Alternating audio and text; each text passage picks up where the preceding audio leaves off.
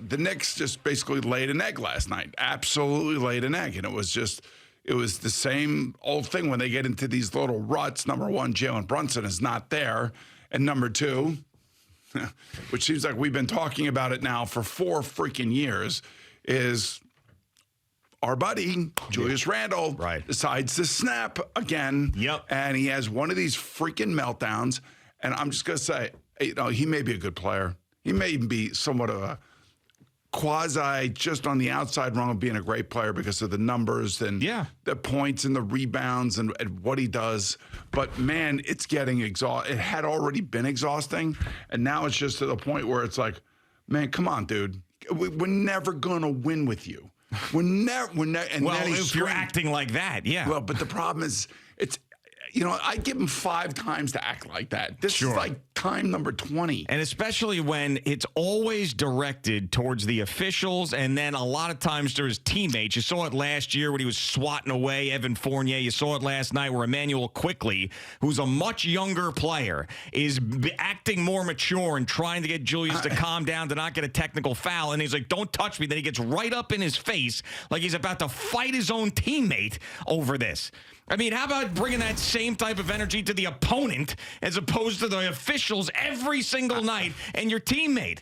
So it's harnessing emotions. I love the fact that he's that into it, but it's harnessing emotions. And I don't think it's any surprise that this happened again without Jalen Brunson on the court. The other thing, too, is that, and I don't know if you saw this, I think it was 2 or 3 games ago, he had another meltdown. Yeah, of course. And like Josh Hart's out there going, what are we doing? Like Josh Hart has only been here for 5 weeks. Sure. And he's already seen like 3 meltdowns. And it gets to a point where it's just too exhausting on everybody. It's exhausting on the coach. It's exhausting on his teammates. They like what he's playing well and he's into it and everything's good. He's fine, and I'm sure they really like him. But man, when he gets into these fogs, and I know it's got to be a psychological thing. Well, I think there's got to, and this is the guy. I'm sorry, G. This is the guy around the All-Star game that basically came clean as to what his issues were last year and how the assistant coach, I forget which one, talked him through his actions and how they impact everybody else. And he sounded like he really finally, truly understood. Now, he may have some issues at home or something. I mean, like, I don't know. But all I know is that he's paid to play basketball. And he's the best player on the team. Well, Jalen Brunson's the best player, but he's one of the best players on the team, and he's one of the leaders on the team. And this is like the last thing that you want here in the last 1/8 of the season, where they have like 10 games left or something. And you don't want your star player just absolutely snapping every other night. And especially when you remember the last time the Knicks were in the playoffs and he melted down against the Atlanta Hawks, and you're about to have another playoff run. You're thinking, what Julius Randle are we going to get? And I just think that he gets in these anger situations, these emotional situations, and he is continuing to lose it, not being able to harness that emotion. Now, if you say it's one time or he loses it, or but it's not. It's continuing, and that's the problem. Is it's not? He's not fixing it. They have to get rid of him. This is it. This is the end of it. We'll see how he does in the playoffs this year. I don't care. It doesn't matter. Yes, it does matter. I'll tell you, it doesn't matter. If this team somehow magically gets, and I don't believe this is going to happen, but magically gets to an Eastern Conference final and he plays great and he's the all-star player that he can be, then they're not going to get rid of him. But if they get bounced in the first round by either Philadelphia or Cleveland. It's exhausting for everybody on the team. It's exhausting for his teammates. It's exhausting for the coaching staff. It's just too much. Yeah. It's, again, like if it's once or twice a year, I can understand that. But what is this? This is 11th technical foul now. Yeah, right. And we were talking about this going into the year about how he was going to kind of harness that energy and use it positively on the basketball court. I just, when I saw this last night, because I had flipped over and it was, they were going on and getting ready to go to halftime. And then I saw that meltdown. I was like, I don't even want to watch this anymore. Yeah. I am tired of watching like this. I don't even know how to explain the behavior. I don't know if it's anger management. I don't know if it's I don't know what it is. I mean, the way he's just pushing away Emmanuel quickly and then gets in his face in the way that he did. Like, I mean, he really looked like he was going to punch him. I was like, this is your teammate. This is your guy. Like, I understand you're frustrated, but don't take it out on him. What he's trying to do is protect you. I mean, it's really one thing when you're yelling at the referees. It's another thing when you turn that anger on your teammates, especially when you're having the year that you're having. And then of course, Tom Thibodeau in the post game, he's like, well, it happens, and you have a conversation and blah blah blah. I mean, they've been protecting this guy way too much. I mean, come out and just be like, that can't happen. We got a young player out there who's trying to get him to calm down. Julius Randle should be the leader. He should be the more mature guy. Emmanuel quickly was being the more mature guy, and Julius has got to stop this crap. What's so bad about saying that? Well, here's the deal. They haven't said it. They won't say it. And it's going to continue to happen. I mean, this guy is a LeBron. You know what I'm saying? No, it's just done. Like, they don't have to protect him in that way. Enough already. Enough. I mean, they'll obviously, there's nothing they can do right now. But this offseason, they have got to get rid of him. They have got to get rid of him. They're never going to win with him because of these outbursts. It's really a shame too. It really is, because he had kind of rehabilitated, whatever, the Knicks fan didn't like what they saw last year. They kind of rehabilitated that, and I think Jalen Brunson had a lot to do with that. But if you're sitting there and you're Jalen Brunson and you're watching, you're going, this is like, it's too much. I mean, you know how much heavy lifting you have to do, and you walk around on eggshells on your teammate. And then I'm sure maybe after the game you went and goes, hey, guys, I'm sorry again. How many times? Sure, right.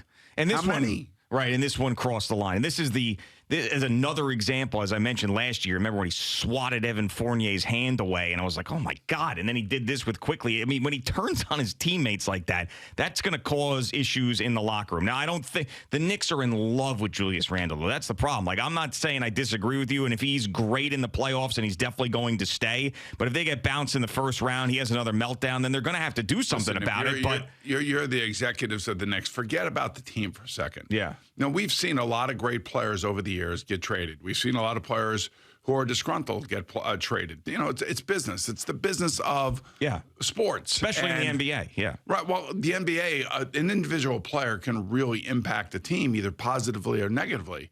And this is kind of a weird thing because it's a 50-50 thing with him. There's like 4 or 5 games he'll go off. He scored over 50 points the other night, and everybody will celebrate that. And then 2 games later, he's melting down again. I mean, to me, that screams of psychiatric problems.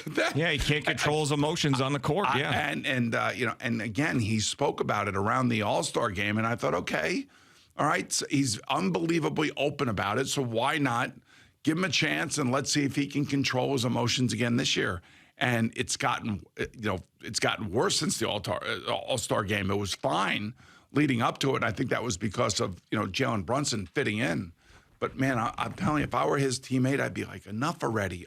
We're losing to these crappy teams. Yeah, which was terrible. We cannot. How many bad teams that they lost to? Like they get up for Boston. They play. The Clippers tough. They play the Lakers tough. Sure. And then they lose to like Charlotte, and they lose to Orlando. Yeah. The Miami loss I get, they're probably very similar in teams. Miami's right on their heels, by the way, for the 5 seed. I know. And now this comes again. I mean, what are you supposed to do here? Well, I think if you're the Knicks, you got to keep playing them. No, I know. Right now, yes, they're going to play him through the playoffs. Of course, I'm not saying that they're going to sit him. They're not going to. Now is not the time to punish him. The time to do something is to get rid of him in the off season. Enough. There's too much heavy lifting again for everybody around him, and I hate saying that. I really do, because I want this team going into the playoffs on a high note. And maybe they will. Maybe they'll turn it around the last week of the season or something, and they'll start beating some of the teams that they have on their roster. I mean, they got Houston on Monday, and then they got Miami at home. Then they got to go at Cleveland, Washington, Indiana, New Orleans, Indiana. I mean, so it's not like they're ending up with murderers row here. No, certainly not. But it doesn't really seem who they play that matters when they're playing like that, or if Jalen Brunson is out and Julius Randle's losing his mind, because you just mentioned they've struggled with some of these bad teams. I'm actually going to make a hockey reference in this situation. Oh, right. I like it. I can't wait. So there you remember, of course, Matt Cook, who played for the Penguins. Oh, yeah, pain in the ass. Right. Yes. So this the thing that fascinated me when I was out covering the Penguins for those years is Matt Cook, when you talk to him, was like the nicest guy in the world. Kind of like Sean Avery. Yeah, sure. Yeah, Sean was a little, more edgy in interviews and stuff. But like Matt Cook was just this amazing guy, family man. And then he'd go on these month stretches where he was just out there grinding, playing great hockey, respectful. And then all of a sudden he'd lose his mind on the ice and he'd send an elbow up into somebody's face, or he'd leave his feet, or he'd slew foot somebody just out of nowhere. And you'd be like, what happened there? And then there'd be a 3-game suspension, right. And then they'd have to fill it in with somebody else, and then the team's not the same. Right. So that's the reason I make that comparison is those are two guys that I've seen that can go on these great stretches and be great players and be the person that they're supposed to be to put their team in the best situation. But then all of a sudden they lose it, and they lose it in a way that screws their entire team. Yes. And it's he never seemed to really figure it out. But here's the other thing, man. How close are we to having one of these players just haul off and just sock one of these referees? Referees, man. I'm telling you. I would not be surprised. The NBA's got to put out an edict or something. I'm sitting here too, and I there were times last night where Julius was fouled and he wasn't called. It was kind of like what happened to Luka Doncic the night before. And I'm like, you know what? The NBA better put something out and better warn their players and their coaches that this is getting out of hand. I don't know. Is it? I don't know if it's just me. Is the contentiousness between, it's always been there, but I think it's the worst it's ever been. I mean, it feels that way. I mean, you're right. I mean, as we mentioned, we've seen things we've never seen before with these officials, including in that Dallas game. And now you got Julius Randle has to be held back physically from getting in an official's face. This is back-to-back nights in the NBA that this has gone on. So, I mean, I would not be surprised if you saw a bumping of an official or something, a pushing of them. I mean, the officials have a union, I think. I know the umpires do in baseball. The officials union, whatever they have there, should be going to the league. Hey, man, this is getting out of control. This is like turning into youth sports. And you better do something about it. We want protection, and we want to be able to do our jobs without intimidation and without one of these guys just absolutely completely snapping on the court like Julius did again last night. I don't take any great joy out of it. It's such a bad look, and I'm so tired of seeing it. Yeah, no, I agree. And I think that, these type of stories in the NBA are not good stories. I know that people say, well, all publicity is good publicity. I don't subscribe to that. I don't think that, like you said, you were so turned off by that last night that you don't want to go back to the game. So I just, in the Luka Doncic thing and accusing the officials of being on the take. Hey, look, we all are dedicated sports fans. We all, we get on the umpire for a bad strike and call, a ball call, whatever. Yeah. We get on the officials in hockey for missing a penalty or we all hate Angel Hernandez. Yeah, I mean we all have the same feelings. I know that, but at the end of the day, it's an impossible job. Games are moving fast. Guys are huge. We all want teams to be able to play. We don't want teams to always be sitting on the foul line or in the penalty box or being rung up by a ball that's out of the strike zone. We don't want to see that. We want to see more offense, and we want to see more flow to these games. So we're all frustrated, me included. But that was a turnoff again last night. It was just a click. I'm done with it. I can't watch another meltdown by their best player, especially when their other best player is not playing. He's going to have a great postseason because you're probably right. The amount of patience that the Knicks have had with him has to be running out. When you run a team I'm sure Joe Douglas and Rob Saleh, the moment that Elijah Moore asked for a trade last year. Just a matter of time. It was just a matter of time. But we get in this guy. He's not pulling everybody in the same direction. And I also wonder about some of the Jet running backs right now. Like, who are you guys to determine whether or not you want Ezekiel Elliott on your team? We will get to that. And why are you putting it out on social media? Yes. This is why, I'm telling you, Lou Lamoriello should be running that team. Maybe he will. And the social media aspect of it. Hey, guys, off the social media. Right. Kind of like Belichick up in New England. Off the social media. Off. I don't know who Delete you think the you apps. are. We pay you to play football. Yep. And if we think a guy is going to help us because two reasons. One, he scores inside the 5-yard line, which you guys did not do last year. Mm-hmm. And number two, he's a hell of a pass blocker. Yeah. He is a hell of a pass blocker. Now, I know that's not why you would sign running backs, but if you got to sign him for little to no money. Yeah. then you want somebody to do what he does and does it well, because that was an area last year that you had problems with. Sure, yes. Thanks so much for watching the video. Please like and subscribe. And don't forget to hit the bell so you're notified when we're dropping new content.